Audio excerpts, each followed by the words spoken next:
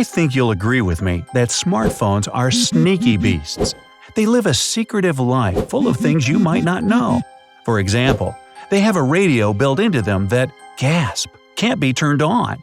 Hey, I got a smartphone that likes to play hide and seek with me. I never find it where I put it down. Or where I thought I put it down. Anyway, let's take a sneak peek at what is known about this mysterious creature. 1. Why are smartphones so big? Ever since they appeared in 2007, no keyboard smartphones have been growing steadily bigger. Currently, the largest smartphone doesn't even fit into your palm properly, spanning 7.3 inches. That, and it's also folding, bringing back memories of old flip phones. These giants of the mobile world are called phablets, a mix of phones and tablets. The reason for this growth is that smartphones are becoming our primary computing devices, pushing aside PCs and laptops. The mobile internet connection is getting faster, picture quality is getting better, so now we can do all the stuff we need on our phones. And that calls for bigger screens that would allow more work with text more easily, edit images and videos, and much more. 2. Can you get a shock using a charging smartphone? While charging, your phone is connected to the grid, so naturally, you'd be concerned about a chance of getting electrocuted. Don't fret though. Unless you're using a counterfeit charging device, you're 100% safe. The charger transforms the AC, or alternating current, in the grid to direct current, or DC, which is much weaker and can't cause any serious damage. But if there's some problem with the charger's insulation, the AC might get into the DC part of the circuit, so when you touch it, you might receive a hefty shock. So it's best to use only original chargers.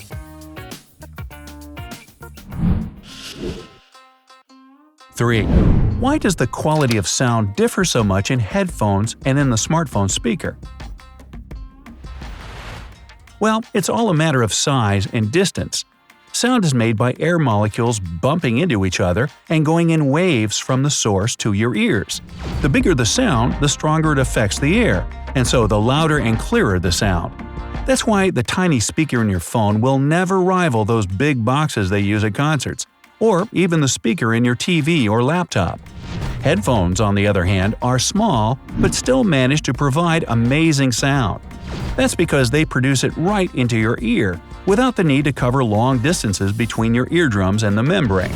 And that's why, when someone listens to music in their headphones with poor isolation, you can only hear that annoying scraping.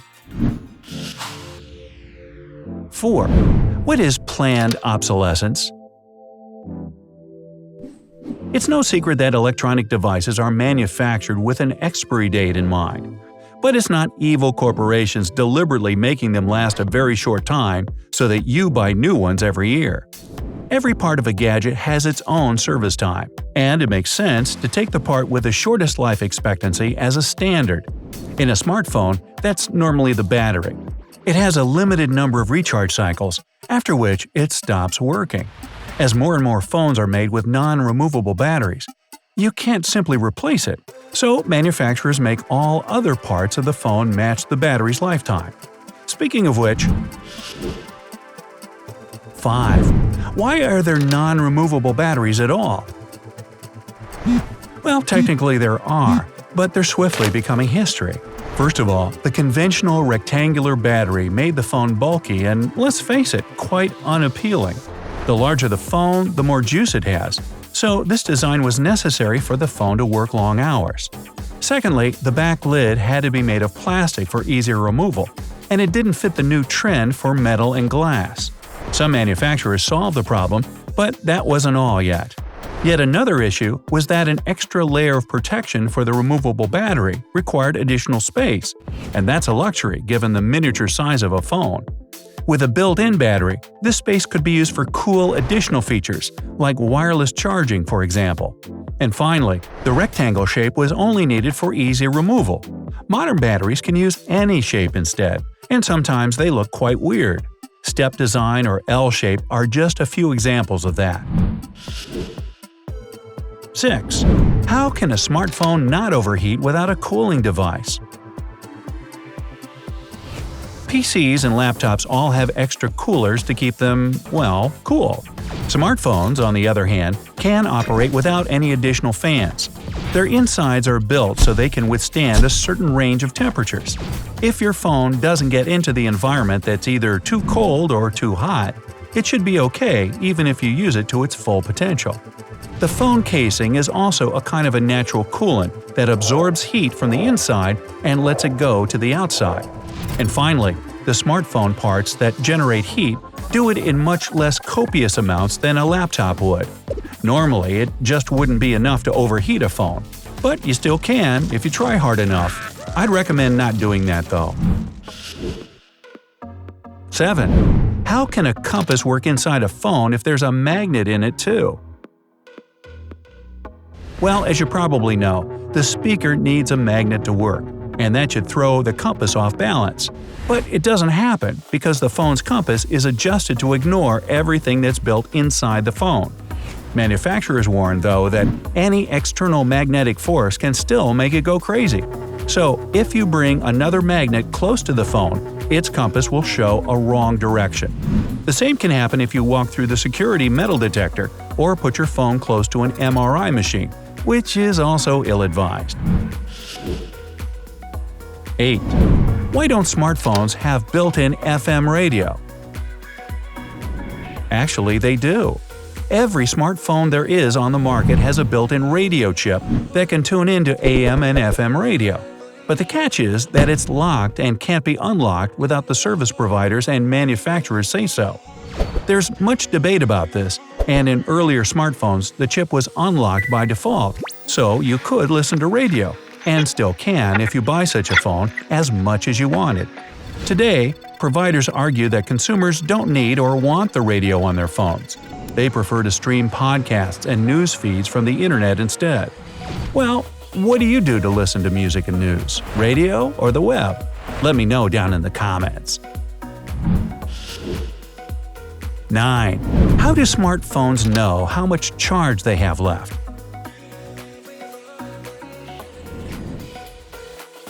A smartphone battery has a certain voltage range that is tested at the production stage. During these tests, engineers detect the voltage at the battery's maximum capacity and check it all the way down to 0.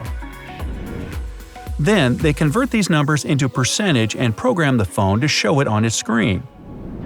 This way, the phone will know that, for example, 4.3 volts corresponds to 100%, while 2.7 volts are 1%. By the way, the older the battery, the sharper its charge drops to 0. If you've ever seen your phone turning off while still at 4%, now you know why. 10. How come smartphones acquire a GPS signal much faster than dedicated GPS equipment?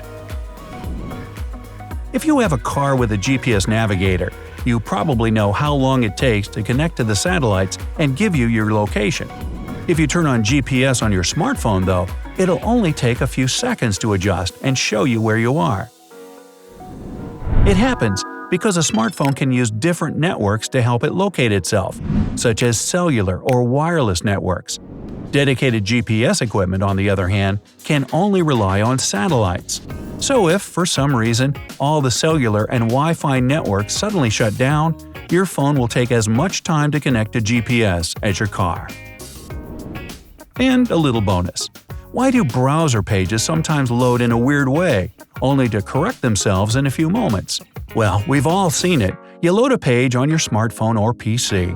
It first appears very strange and basic, like it would look perhaps in the 1990s. And then it kinda reloads and finally appears as it should. It's called a flash of unstyled content, or FOUC. This happens especially when you visit the website for the first time, so it doesn't yet have cookies to help you load it faster. The flash is the content of the website seen in your browser's default styles. It appears because the browser hasn't managed to load the style sheet of the website in time, but it still hurries to deliver. Let's thank it for that, I guess.